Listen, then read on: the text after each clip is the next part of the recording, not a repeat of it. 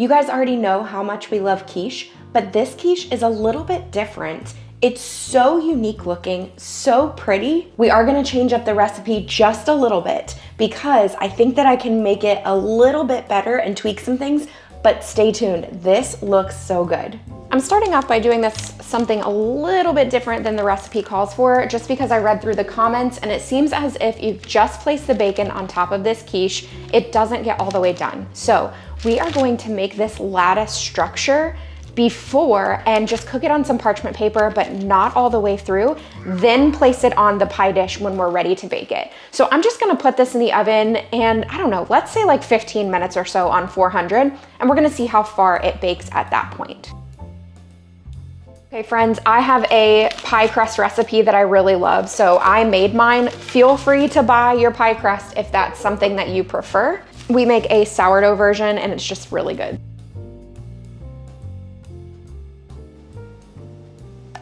Now this has been in the fridge, so we'll see how easy it is to roll out. Also, one of you asked about this little rolling pin in the last video that I used it in, and it's kind of a seasonal Target thing, so I'll have it linked in the description box if you're curious. It's definitely, well, when I checked a couple weeks ago, or last week, it was available when I checked, but like I said, it's kind of a Christmas thing, and it's only a couple bucks. This is the only rolling pin that I have. Now, obviously, if you are using the store-bought pie crust, this part is gonna be a lot easier.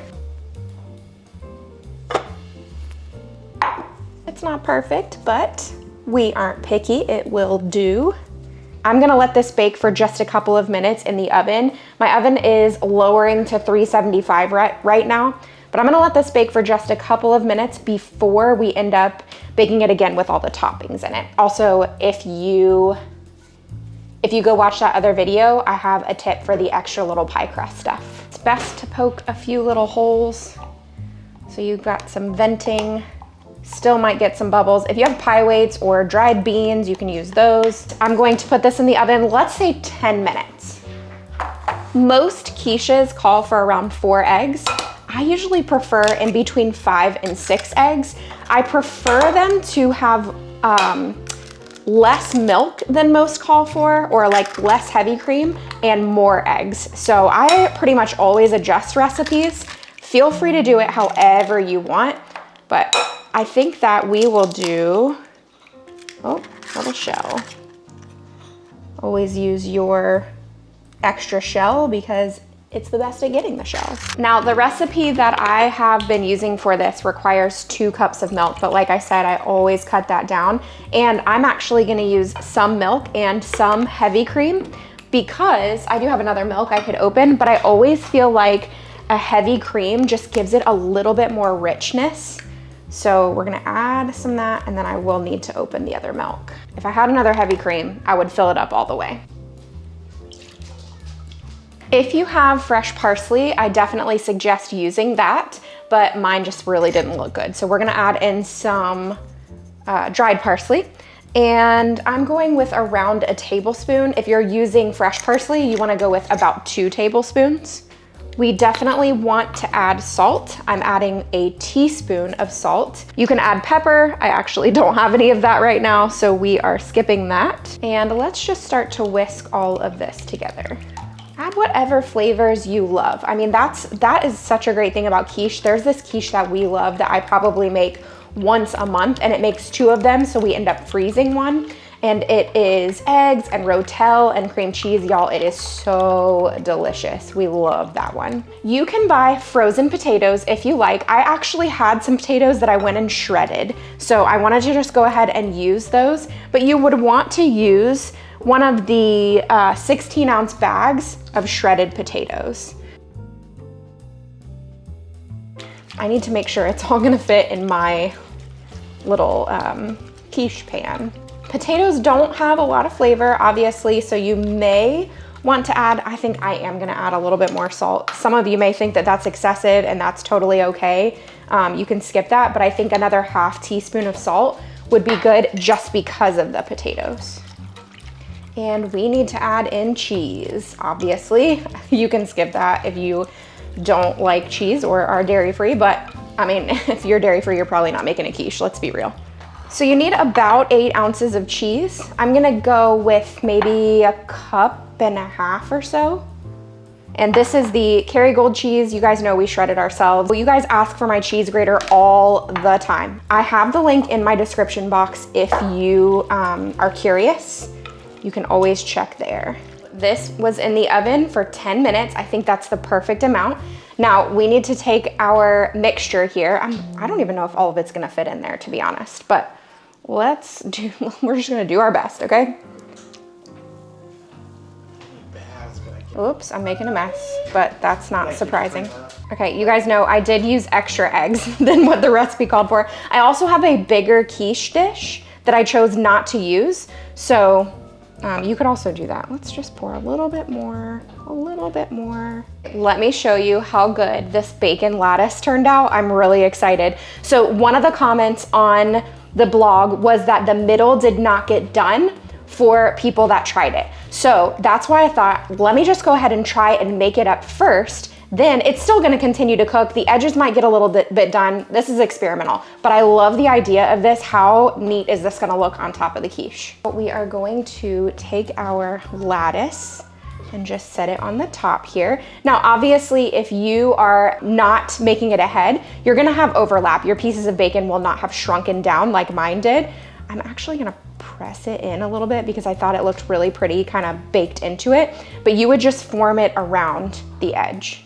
So mine's gonna look a little different than the person that I got the recipe from, but I think it's a really neat concept. Oh shoot, I can't cover it.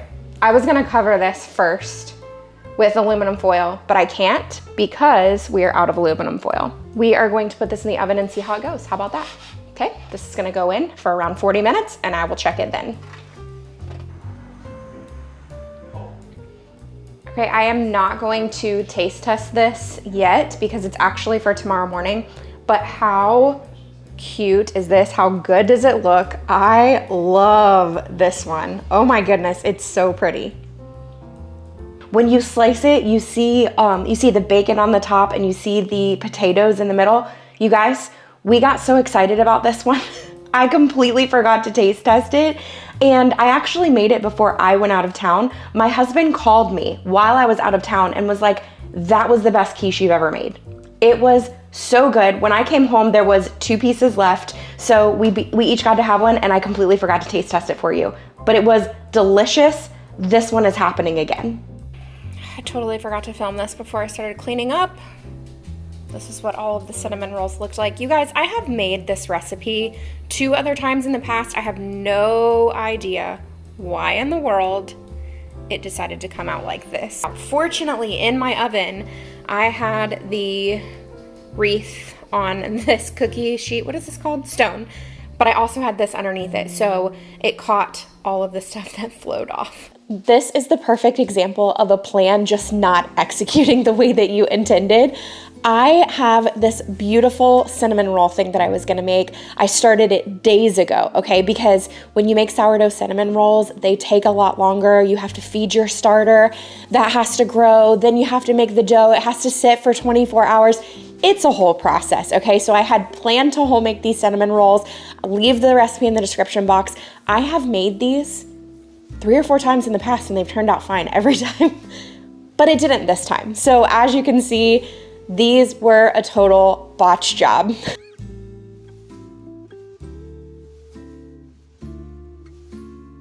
They did not look good at all. So we're changing it up. We are going the easy route, and guess what? That's totally okay. So get yourself a can of cinnamon rolls just like me. We are using this Annie's brand. We actually really like this one. They're very good, by the way.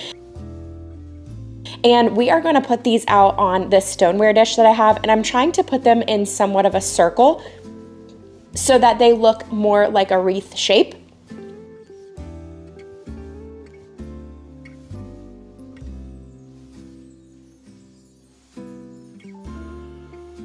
So I think honestly, this would be ideal if you had smaller cinnamon rolls and you had maybe 10 of them. I think it would look really good that way, but for our family, we just don't need that many. So I did the larger cinnamon rolls and we have 5 in this container. So arranging them in somewhat of a wreath shape, and I'm just cooking these according to the package instructions.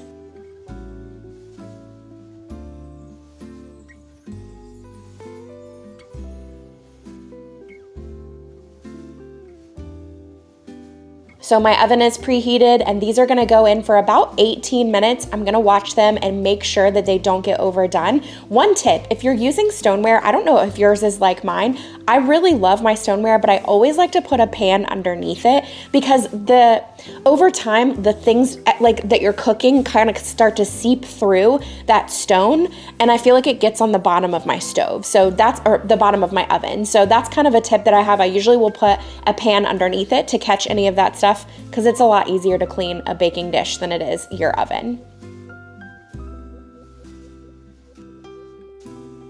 So these are coming out of the oven. I'm gonna let them cool for just a minute, and then we're gonna transfer these to a nice serving dish. I just feel like these would be really pretty on a nice serving dish, and we'll ice them.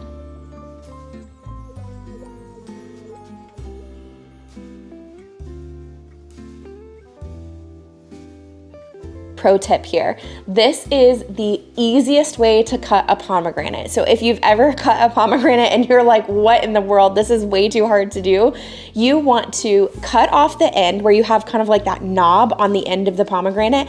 And then you'll be able to see on the inside, there's like lines. That's where it kind of, I think they're called the veins. I can't remember, but there's these lines that you'll see, and you're going to score your pomegranate on the outside of those lines. So just take your knife and you're gonna run it along the outside of the pomegranate on each one of those white lines.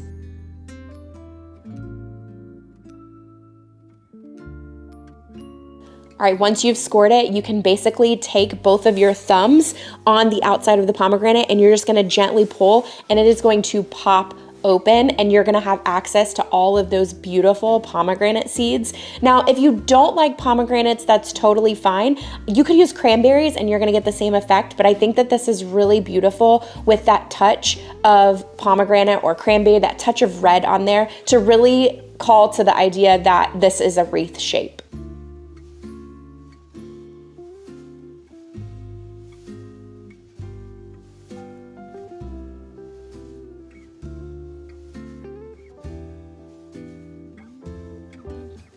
You could also add some rosemary around the outside. And then for the center of the wreath, which you don't have to do this, but we have lots of these seeds available, I'm just placing the rest of them in a bowl because we like to snack on pomegranate seeds anyway.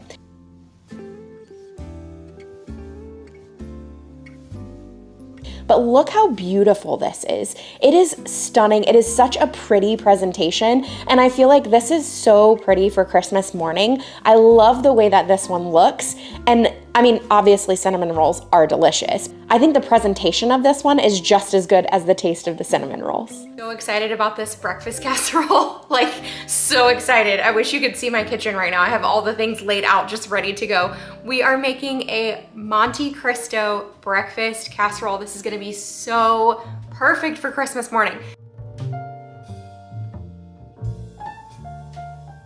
This one is great because you can actually make it the night before, let it just sit in your fridge, and then you can go ahead and heat it up and it'll be ready to go Christmas morning. I've already preheated my oven to 350. We are gonna go with this Farmhouse Hearty white bread right here. You do need a full loaf, but these pieces, they're not regular bread size pieces. They're like a longer version of bread. So this is 3/4 a loaf or so. I went ahead and cleaned and sanitized my countertop. Now we're gonna lay out all of our bread here on the counter so that it's all prepped and ready to go. You can feel free to use Canadian bacon. We are gonna use this honey ham right here. I'm just gonna start laying this out on just one side.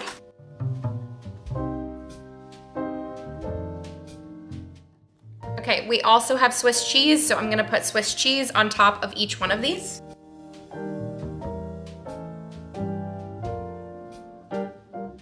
The recipe calls for us to use raspberry jam. We do not have that. We have a strawberry rhubarb. I know that traditionally Monte Cristo does have raspberry, but I know that this is gonna be delicious, and this is my husband's favorite kind of jam. So this is gonna be a little odd. We're gonna spread this on the cheese, and let me just tell you guys a backstory while I do this.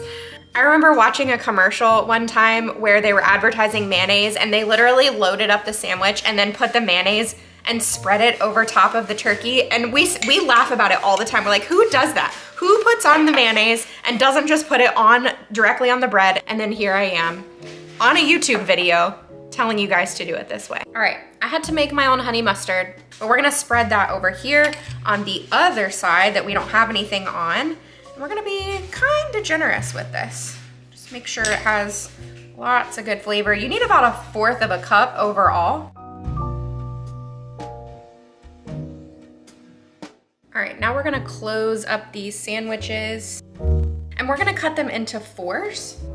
Okay, we have a prepared dish here. I am gonna spray it really quick. And then we're gonna start setting the sandwiches in here, triangles up. Okay, you kind of have to smoosh them together to get them to stay. So the first couple, we might have to rework a bit.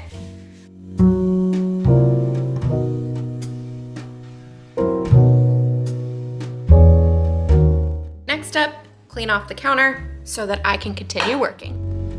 We're gonna need 8 eggs, about 1 3/4 cup of milk, about a teaspoon of salt, and about a 1/2 teaspoon of pepper, and we're gonna whisk all of that together. Take the egg mixture and just pour it all over the casserole, the sandwiches, I guess. Now the recipe calls for Gruyere cheese. My grocery store was out of that, so we are using this Kerrygold cheese, and we're just gonna sprinkle that all over the top. You need about 1.5 cups. Okay, I can imagine that this would actually be really good sitting overnight in the refrigerator because that egg mixture is really gonna soak in. Okay, these are going in the oven that is preheated to 350 degrees for about 30 to 35 minutes. We're just making sure that all the eggs set and they're not runny at all. All right, you guys, don't skip this stuff. It's Christmas. It's got to snow.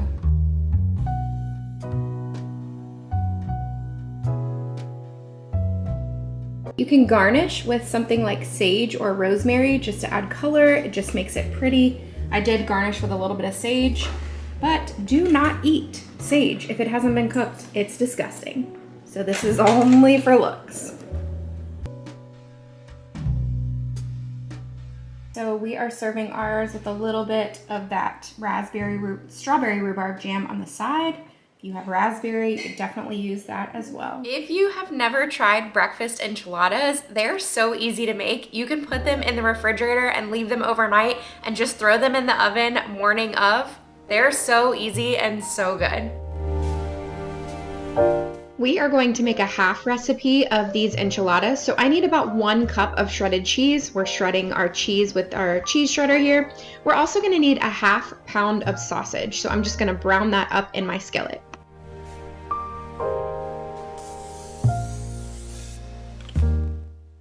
For this half recipe, I'm using 6 eggs, and then I'm gonna use 1 cup of milk and add in about a 1/2 tablespoon of flour. We're gonna mix all of that together. I'm taking that 1/2 pound of sausage that we browned up and adding about 2 pieces of crumbled bacon to it, and I'm gonna use half of our cheese here. So just about a 1/2 cup of the shredded cheese. We're gonna mix all of this together and then start to take this mixture and spoon it into our tortillas, rolling them up and then placing them in our baking dish seam side down.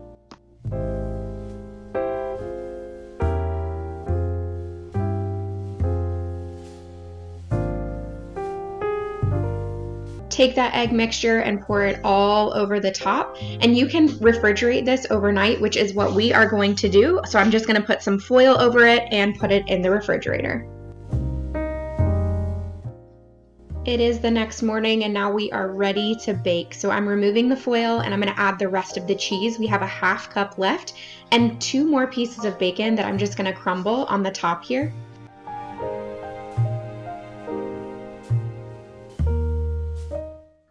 My oven is preheated to 350 degrees. We're gonna put that foil back on the top and let it cook for about 35 minutes. Then we will uncover and let it cook for 10 additional minutes.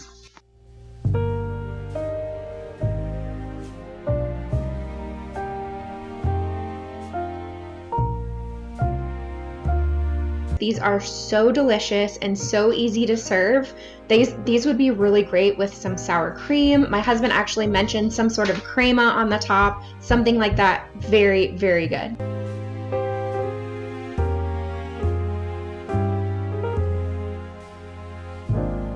Next recipe is the one that we make every Christmas morning, and I'm gonna share it with you, but I'm only gonna make one serving because I'm gonna be making this again in just a couple days, and I'll be making a full serving. So you just want to adjust this to however much you're gonna need for your family. It's very easy. Serve it alongside with some bacon or some sausage, and you have a great Christmas breakfast. Now for Christmas morning, I would make a full loaf for this French toast. I would use 2 8-ounce blocks of cream cheese, and they need to be softened. I'm gonna add about 2 tablespoons of sugar. I'm also gonna add in between 2 and 3 teaspoons of cinnamon to this and mix all of that together. Now on Christmas morning, I'll use in between 8 and 10 eggs, just depending on how thick the bread is that we end up using. If I were using that many eggs, I would add about 3 tablespoons of milk. And then I like to add a dash of cinnamon as well. This is kind of just by looks. It's probably only a half teaspoon or so, and kind of mix all that together. Another thing that you can add here that is so delicious is just a touch of almond or vanilla extract. I love doing that.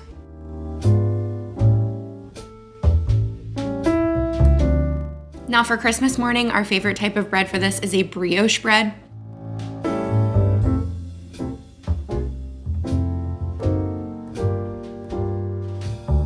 We're gonna take our bread and just dip it into the egg mixture, then take it over to the frying pan and just fry it up as you would regular French toast.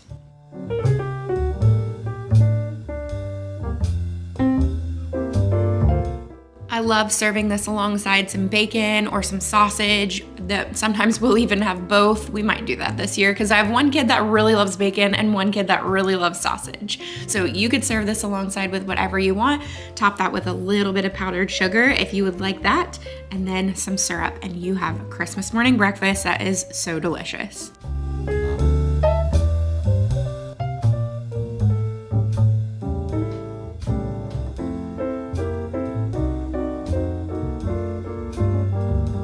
Our verse today comes from Luke 2:7.